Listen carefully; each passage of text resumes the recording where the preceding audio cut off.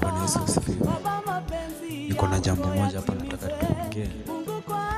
Ina ni kuhusu kama kuna mtu ameshaiona Mungu ama la.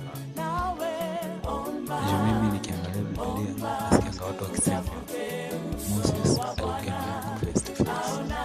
Hiyo ni kweli, lakini kumwona Mungu kulingana na maandiko hakuwahi.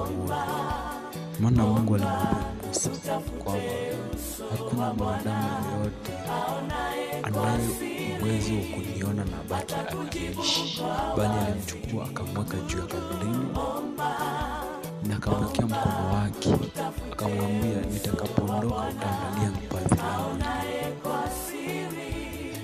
Na katika hiyo ni kitabu cha Kutoka 33:20.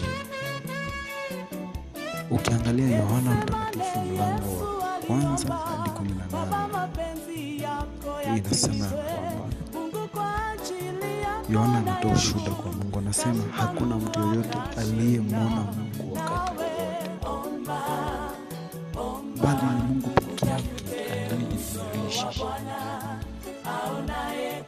kwa minajili ama kwa kupitia kwa Yesu Kristo, na alionyesha ishara kwa kushusha yule njiwa bega la Yesu.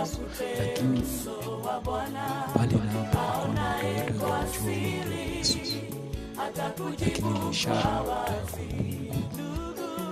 Ndiposa Yohana alituma kutayarisha njia kwa kukuja kwa Mungu ambaye ni Yesu Kristo mkombozi wetu. Semeni amina.